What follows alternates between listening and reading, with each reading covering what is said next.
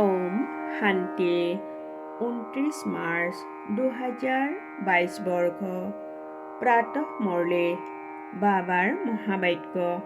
মৰমৰ সন্তানসকল, যিমান মৰমেৰে যজ্ঞৰ সেৱা কৰা সিমান উপাৰ্জন হয়। সেৱা কৰি কৰি তোমালোক বন্ধনমুক্ত হৈ যাবা, উপাৰ্জন জমা হৈ যাব। প্ৰশ্ন: নিজক সদায় আনন্দিত কৰি ৰখাৰ কোনটো যুক্তি অৰ্থাৎ পদ্ধতি অৱলম্বন কৰিব লাগে? উত্তৰ: নিজক সেৱাত ব্যস্ত কৰি ৰাখা, তেতিয়া সদায় আনন্দিত হৈ থাকিবা, উপাৰ্জন হৈ থাকিব। সেৱাৰ সময়ত আৰাম কৰাৰ খেয়াল আহিব নালাগে। যিমান সেৱা পোৱা যায় সিমান আনন্দিত হ'ব লাগে। সত্যনিষ্ঠ হৈ মৰমেৰে সেৱা কৰা। সেৱা কৰাৰ লগতে অমায়িকো হ'ব লাগে। কোনো ধৰণৰ অৱগুণ তোমালোক সন্তানসকলৰ থাকিব নালাগে। গীত: য় ৱক্ত যা ৰহা হে, অৰ্থাৎ এই সময় অতিবাহিত হৈ গৈ আছে। ওম শান্তি। এয়া কোনে ক'লে? পিতাই সন্তানসকলক ক'লে। এয়া হৈছে বেহদৰ কথা। মনুষ্য যেতিয়া বুঢ়া হয় তেতিয়া ভাবে, এতিয়া বহুত গ'ল, বাকী অলপ সময় আছে, কিবা ভাল কাম কৰি লওঁ। সেয়েহে বানপ্ৰস্থ অৱস্থাত সৎসংগলৈ যায়। এনেকৈ ভাবে যে গৃহস্থালিততো বহুত কিবা কৰিলোঁ, এতিয়া কিছু ভাল কামো কৰোঁ। বানপ্ৰস্থি মানেই বিকাৰক ত্যাগ কৰা, ঘৰ সংসাৰৰ পৰা সম্বন্ধ ছিঙি দিয়া। সেইবাবেই সৎসংগলৈ যায়। সত্য যুগততো এনেকুৱা কথা নাথাকে। বাকী অলপ সময় আছে, জন্ম জন্মান্তৰৰ পাপৰ বোজা শিৰত আছে, এতিয়াই পিতাৰ পৰা উত্তৰাধিকাৰ লৈ লোৱা। সেই লোকসকলে সাধু সন্তৰ সংগতটো লয়, কিন্তু কোনো লক্ষ্য নাপায় যে যুগযুক্ত হৈ থাকিব। বাকী পাপ কাম বাবাই কৈছে বাকী পাপ কম হয়। ডাঙৰ পাপটো হয় বিকাৰৰ পৰা। কাম কাজ এৰি দিয়ে। আজিকালিতো তমোপ্ৰধান অৱস্থা, সেয়েহে বিকাৰ ত্যাগ নকৰে। 70-80 বছৰৰ সকলেও সন্তান জন্ম দি থাকে। পিতাই কয়, এতিয়া এই ৰাম ৰাজ্য নাশ হ'ব, সময় বহুত কম, সেয়েহে পিতাৰ সৈতে যুগযুক্ত হৈ থাকা আৰু স্বদৰ্শন চক্ৰ ঘূৰাই থাকা। উভতি যাবলৈ কেইটিমান দিন আছে। শিৰত পাপৰ বোজা বহুত আছে, সেয়েহে যিমান সম্ভৱ সময় উলিয়াই মোক স্মৰণ কৰা। পেচাগত কাম কাজ আদি কৰ্মটো কৰিবই লাগিব, কিয়নো তোমালোক হৈছা কৰ্মযোগী। 8 ঘণ্টা ইয়াত দিব লাগে, সেয়াও হ'ব পাছৰ ফালে। এনেকৈ নাভাবিবা যে কেৱল বুঢ়ীসকলেহে স্মৰণ কৰিব লাগে। নহয়, সকলোৰে মৃত্যু এতিয়া সমীপত। এই শিক্ষা সকলোৰে কাৰণে। সৰু ল'ৰা ছোৱালীকো বুজাব লাগে, আমি আত্মা পৰম ধামৰ পৰা আহিছোঁ। একেবাৰেই সহজ। পৰিয়ালৰো প্ৰতিপালন কৰিব লাগে। গৃহস্থ ব্যৱহাৰত থাকিও শিক্ষা ল'ব লাগে। আকৌ সেৱাধাৰী হ'লে বন্ধন আপোনা আপুনি ছিঙি যাব। ঘৰৰ লোকসকলে নিজে ক'ব, তুমি লাগিলে সেৱা কৰা, আমি সন্তানৰ চোৱা চিতা কৰিম বা ধাত্ৰী ৰাখিম। তেন্তে তাত তেওঁলোকৰো লাভ। ধৰি লোৱা ঘৰত 5-6 সন্তান আছে। স্ত্ৰীয়ে বিচাৰে মই ঈশ্বৰী সেৱা কৰোঁ, আৰু ভাল সেৱাধাৰী হ'লে তেতিয়া সন্তানৰ কাৰণে ধাত্ৰী ৰাখিব পাৰে, কিয়নো তাত নিজৰেই কল্যাণ আৰু অন্যৰো কল্যাণ হ'ব। দুয়ো সেৱাত লাগিব পাৰে। সেৱাৰ উপায়টো বহুত আছে। পুৱা আৰু সন্ধ্যা সেৱা হ'ব পাৰে। দিনত মাতাসকলৰ ক্লাছ নিশ্চয় হ'ব লাগে। বিকেসকলে সেৱাৰ সময়ত শুব নালাগে। কোনো কন্যাই যুক্তিৰে সময় ৰাখে, ভাবে দিনত যাতে কোনো নাহে। বেপাৰী লোক অথবা চাকৰি কৰোঁতাসকলে দিনত নুশুৱে। ইয়াততো যিমান বাবাৰ যজ্ঞৰ সেৱা কৰিব সিমান উপাৰ্জন হয়, বহুত লাভ হয়। গোটেই দিন কামত ব্যস্ত হৈ থাকিব লাগে। প্ৰদৰ্শনীত বহুত ব্যস্ত হৈ থাকে। কয়, বাবা কওঁতে কওঁতে ডিঙি শুকাই যায়, কিয়নো হঠাৎ সেৱা কৰিবলগীয়া হয়। সদায় ইমান সেৱা কৰোঁতা হ'লেতো ডিঙি শুকাই নাযায়। অভ্যাস হৈ গ'লে তেতিয়া ভাগৰ নালাগে। আকৌ সকলো একে নিচিনাও নহয়, কিছুমানটো বহুত সত্যনিষ্ঠ হয়। যিমান সেৱা কৰিবলৈ পায় সিমান তেওঁলোক আনন্দিত হয়, কিয়নো প্ৰতিদানো পোৱা যায়, যাৰ বাবে ভালদৰে সেৱাত লাগি থাকে। তোমালোক বৰ অমায়িক হ'ব লাগে, অৱগুণ আঁতৰি যাব লাগে। শ্ৰীকৃষ্ণৰ মহিমা গায়ন কৰা হয়, সৰ্বগুণ সম্পন্ন। ইয়াত সকলোৰে ভিতৰত আসুৰী গুণ, কোনো ধৰণৰ ত্ৰুটি যাতে নাথাকে, এনেকুৱা অমায়িক হ'ব লাগে। সেয়া তেতিয়া হ'ব যেতিয়া সেৱা কৰিব। য'তেই নহওক গৈ সেৱা কৰিব লাগে। ৰাৱণৰ শিকলিৰ পৰা সকলোকে মুক্ত কৰিব লাগে। প্ৰথমেতো নিজৰ জীৱন গঢ়িব লাগে।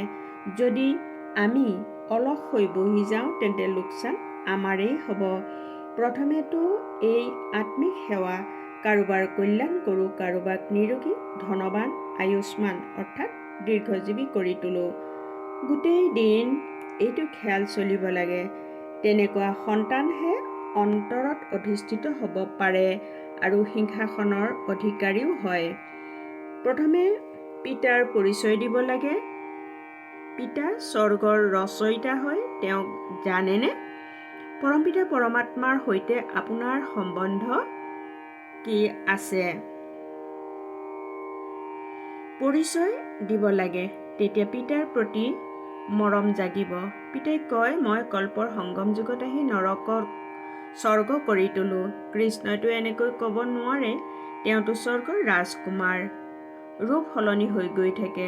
বৃক্ষৰ অৰ্থাৎ চিত্ৰৰ ওপৰত বুজাব লাগে। ওপৰত পতিত সৃষ্টিত ব্ৰহ্মা থিয় হৈ আছে, তেওঁ হৈছে পতিত। তলত আকৌ তপস্যা কৰি আছে। ব্ৰহ্মাৰ বংশাৱলীও আছে। পৰমপিতা পৰমাত্মাহে আহি পতিতৰ পৰা পাৱন কৰি তোলে। পতিতেই আকৌ পাৱন হয়। কৃষ্ণকো শ্যাম সুন্দৰ বুলি কয়, কিন্তু অৰ্থ বুজি নাপায়। তোমালোকে বুজাব পাৰা, এওঁ পতিত, আচল নাম ব্ৰহ্মা নহয়। যেনেকৈ তোমালোক সকলোৰে নাম সলনি হৈছে, তেনেকৈ বাবাই এওঁকো তুলি লৈছে। নহ'লে শিৱ বাবাই ব্ৰহ্মাক ক'ৰ পৰা আনিলে? স্ত্ৰীটো নহয়, নিশ্চয় তুলি লৈছে। পিতাই কয়, মই এওঁৰ শৰীৰতে প্ৰৱেশ কৰিব লাগে। প্ৰজা পিতা ওপৰতো থাকিব নোৱাৰে, ইয়াত লাগে। প্ৰথমেতো এইটো নিশ্চয় জন্মিব লাগে। মই সাধাৰণ শৰীৰত আহোঁ। গোশালা নাম হোৱাৰ কাৰণে বলদ আৰু গাই গৰু দেখুৱায়। এতিয়া গৰুক জ্ঞান দিলে নে গৰু চৰাইছে?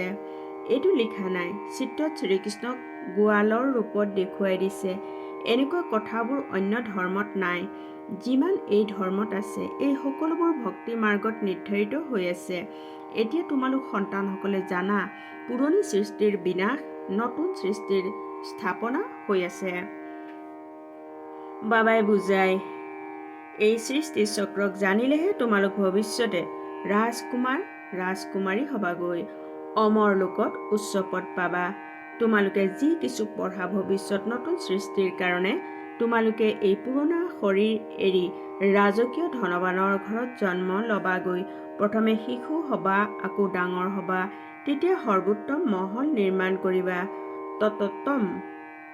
শিৱ বাবাই কয়, যেনেকৈ এই মম্মা বাবাই ভালদৰে পঢ়ে, তোমালোকেও পঢ়া, তেতিয়া উচ্চ পদ পাবা। ৰাতি জাগা, বিচাৰ সাগৰ মন্থন কৰা, তেতিয়া আনন্দিত হৈ যাবা। সেই সময়তহে আনন্দৰ পাৰা ঊৰ্ধ্বগামী হয়। দিনত পেচাগত কাম কাজ আদিৰ বন্ধন থাকে, ৰাতিটো কোনো বন্ধন নাই। ৰাতি বাবাৰ স্মৃতিত শুলে, তেতিয়া পুৱা বাবা আহি বিচনা লৰাই দিব। এনেকুৱাও বহুতে অনুভৱ লিখে। সন্তানে সাহস কৰিলে পিতাই সহায়টো কৰেই। নিজৰ প্ৰতি বহুত মনোযোগ দিবা। সন্ন্যাসীসকলৰ ধৰ্ম বেলেগ। যিটো ধৰ্মৰ বংশ বৃক্ষত যিমান থাকিব, সিমান ডাঙৰেই বংশ বৃক্ষ হ'ব। যিসকল অন্য ধৰ্মলৈ ধৰ্মান্তৰিত হৈ গ'ল, তেওঁলোক পুনৰ নিজৰ ধৰ্মলৈ আহিব। ধৰি লোৱা, সন্ন্যাস ধৰ্মৰ 1 বা 2 কোটি ভাৱৰীয়া আছে। পুনৰ সিমানেই হ'ব। এইখন নাটক একেবাৰে সঠিককৈ ৰচি থোৱা আছে।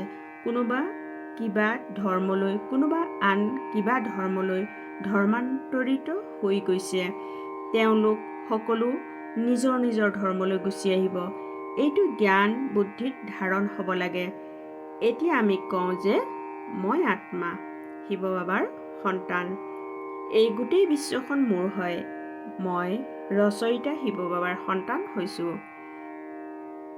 এই বিশ্বৰ মালিক হওঁ, এইটো বুদ্ধিত উদয় হ'ব লাগে। তেতিয়া অপাৰ আনন্দিত হৈ থাকিবা। আনকো আনন্দিত কৰিব লাগে, ৰাস্তা দেখুৱাব লাগে, দয়ালু হ'ব লাগে। যিখন গাঁৱত থাকা তাতো সেৱা কৰিব লাগে। সকলোকে নিমন্ত্ৰণ দিব লাগে, পিতাৰ পৰিচয় দিব লাগে। যদি বেছিকৈ বুজিব বিচাৰে তেন্তে কোৱা হয় সৃষ্টি চক্ৰ কেনেকৈ ঘূৰে। এয়াও আপোনালোকক বুজাম। সেয়াতো বহুত আছে, কিন্তু ভাল ভাল সন্তানসকলৰ ওপৰততো কেতিয়াবা কেতিয়াবা গ্ৰহচাৰী আহি যায়। বুজোৱা চখ নাথাকে। নহ'লে বাবালৈ লিখিব লাগে, বাবা সেৱা কৰিলোঁ, তাৰ ফলাফল এয়া ওলাল। এনেকৈ বুজালোঁ। তেতিয়া বাবাও আনন্দিত হৈ যাব। বুজি পাব যে এওঁৰ সেৱাৰ চখ আছে। কেতিয়াবা মন্দিৰত, কেতিয়াবা শ্মশানত, কেতিয়াবা গীৰ্জাত সোমাই যাব লাগে, সুধিব লাগে, গডফাদাৰৰ অৰ্থাৎ ঈশ্বৰ পিতাৰ সৈতে আপোনালোকৰ কি সম্বন্ধ? যিহেতু ফাদাৰ হয়, তেন্তে মুখেৰে ক'ব লাগে আমি সন্তান।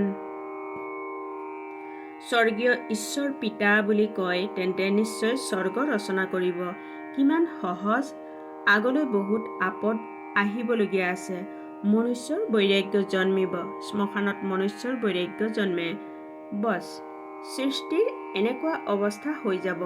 ইয়াতকৈতো কিয়নো বাৰু ভগৱানক প্ৰাপ্ত কৰাৰ মাৰ্গত অগ্ৰসৰ নহওঁ? তেতিয়া গুৰু আদিৰ ওচৰত গৈ সোধে, এই বন্ধনবোৰৰ পৰা মুক্ত হোৱাৰ মাৰ্গ দৰ্শন কৰক। তোমালোকে নিজৰ সন্তান আদিৰ প্ৰতিপালনো কৰিব লাগে আৰু সেৱাও কৰিব লাগে। মম্মা বাবাক চোৱা, কিমান সন্তান আছে। সেয়া হৈছে সদৰ, অৰ্থাৎ সীমিত গৃহস্থ ব্যৱহাৰৰ। এই বাবাটো হৈছে বেহুদৰ মালিক। বেহুদৰ ভাই ভনীসকলক বুজায়, এইটো সকলোৰে অন্তিম জন্ম। পিতাই হীৰাতুল্য কৰি তুলিবলৈ আহিছে। তেন্তে তোমালোক কৰিৰ পাছত কিয় পৰা? পুৱা আৰু সন্ধ্যা হীৰাতুল্য হোৱাৰ সেৱা কৰা, দিনত কৰিৰ কাম কাজ কৰা। যিসকল সেৱাত মগন হৈ যাব, তেওঁলোকৰ বুদ্ধিত বাৰে বাৰে বাবাৰ স্মৃতি আহি থাকিব, অভ্যাস হৈ যাব। যাৰ ওচৰত কাম কৰিব তেওঁকো লক্ষ্য দি থাকিব। কিন্তু ওলাবতো কোটিৰ মাজত কোনোবা। আজি নহ'লে কালিলৈ স্মৰণ কৰিব যে অমুক বন্ধুজনে মোক এইটো কথা কৈছিল। যি পদ পাব বিচৰা তেন্তে সাহস লাগিব। ভাৰতৰ সহজ যোগ আৰু জ্ঞানটো প্ৰসিদ্ধ হয়, কিন্তু কি আছিল, কেনেকুৱা আছিল সেইটো নাজানে। এই উৎসৱ আদি সকলোবোৰ হৈছে সংগম যুগৰ। সত্য যুগততো হয়েই ৰাজত্ব। গোটেই ইতিহাস সংগমৰ। সত্যযুগী দেৱতাসকলে ৰাজ্য ক'ৰ পৰা পালে, এইটো এতিয়াহে গম পাইছা। তোমালোকে জানা আমিও ৰাজ্য লওঁ আৰু আমিয়েই হেৰুৱাওঁ। যিয়ে যিমান সেৱা কৰিব। এতিয়াতো প্ৰদৰ্শনীৰ সেৱা বৃদ্ধি হৈ গৈ থাকে। প্ৰজেক্টৰো গাঁৱে গাঁৱে যাব। এই সেৱা বহুত বিস্তাৰ হৈ যাব। সন্তানো বৃদ্ধি হৈ গৈ থাকিব। তেতিয়া এই ভক্তি মাৰ্গৰ মূল্য নাথাকিব। এয়া নাটকত আছিল। এনেকুৱা নহয় যে এয়া কিয় হ'ল, এনেকৈ নকৰাহেঁতেন এনেকুৱা হ'লহেঁতেন। এনেকৈও ক'ব নোৱাৰি। যি অতীত হ'ল সেয়া ঠিক। আগলৈ সাৱধান। মায়াই যাতে কোনো বিকৰ্ম নকৰায়। মনত ধুমুহাটো আহিবই, কিন্তু কৰ্মেন্দ্ৰিয়ৰ দ্বাৰা কোনো বিকৰ্ম নকৰিবা। অদৰকাৰী সংকল্পটো বহুত আহিব। তথাপিও পুৰুষাৰ্থ কৰি শিৱ বাবাক স্মৰণ কৰি থাকা। হাৰ্ট ফেইল হ'ব নালাগে। বহুত সন্তানে লিখে, বাবা 15-20 বছৰ বেমাৰৰ কাৰণে পবিত্ৰ হৈ থাকোঁ, তথাপিও মন বহুত বেয়া হৈ থাকে। বাবাই লিখে, ধুমুহাটো বহুত আহিব। মায়াই হাইৰাণ কৰিব, কিন্তু বিকাৰত নাযাবা। এয়া তোমালোকৰেই বিকৰ্মৰ হিচাপ নিকাচ যোগ বলৰ দ্বাৰাহে সমাপ্ত হ'ব। ভয় খাব নালাগে, মায়া বহুত শক্তিশালী হয়, কাৰোৱেই নেৰে। সেৱাটো বহুত আছে, যিয়ে যিমান বিচাৰে কৰিব পাৰে। ভাল বাৰু। অতি মৰমৰ কল্পৰ পাছত পুনৰাই লগ পোৱা সন্তানসকলৰ প্ৰতি পুৰুষাৰ্থ প্ৰমাণসৰি মাতা পিতা বাপ দাদাৰ স্নেহপূৰ্ণ স্মৰণ আৰু সুপ্ৰভাত। আত্মিক পিতাৰ আত্মিক সন্তানসকলক নমস্কাৰ। ধাৰণাৰ বাবে মুখ্য সাৰ নম্বৰ 1। দিনত শৰীৰ নিৰ্বাহৰ অৰ্থে কৰ্ম আৰু পুৱা গধূলি জীৱনটোক হীৰাতুল্য কৰি তোলাৰ আত্মিক সেৱা নিশ্চয় কৰিব লাগে। সকলোকে ৰাৱণৰ শিকলিৰ পৰা মুক্ত কৰিব লাগে। 2 নম্বৰ, মায়াই যাতে কোনো বিকৰ্ম কৰাই নিদিয়ে, এই ক্ষেত্ৰত বহুত সাৱধান হৈ থাকিব লাগে। কৰ্মেন্দ্ৰিয়ৰ দ্বাৰা কেতিয়াও কোনো বিকৰ্ম কৰিব নালাগে। আসুৰী অৱগুণ আঁতৰাই দিব লাগে। বৰদান, আন্তৰিক তপস্যাৰ দ্বাৰা সন্তুষ্টতাৰ প্ৰমাণপত্ৰ প্ৰাপ্ত কৰোঁতা সকলোৰে আশীৰ্বাদৰ অধিকাৰী হোৱা। বহলাই এনেদৰে কোৱা হৈছে, তপস্যাৰ খতিয়ানত নিজক প্ৰমাণপত্ৰ দিওঁতাটো বহুত আছে, কিন্তু সকলোৰে সন্তুষ্টতাৰ প্ৰমাণপত্ৰ তেতিয়া প্ৰাপ্ত হয় যেতিয়া তপস্যা আন্তৰিক হয়, সকলোৰে প্ৰতি অন্তৰৰ স্নেহ থাকে, নিমিত্ত বোধ আৰু শুভ ভাৱ থাকে। এনেকুৱা সন্তান সকলোৰে আশীৰ্বাদৰ অধিকাৰী হৈ যায়। অতি কমেও 95% আত্মাই সন্তুষ্টতাৰ প্ৰমাণপত্ৰ দিয়ক। সকলোৰে মুখৰ পৰা উচ্চাৰিত হওক যে এওঁ 1 নম্বৰ হয়। এনেকৈ সকলোৰে অন্তৰৰ আশীৰ্বাদৰ প্ৰমাণপত্ৰ প্ৰাপ্ত কৰোঁতাসকলহে পিতাৰ সমান হয়। শ্লোগান, সময়ক অমূল্য বুলি বুজি সফল কৰা, তেতিয়া সময়ত প্ৰবঞ্চিত নোহোৱা। ওম শান্তি।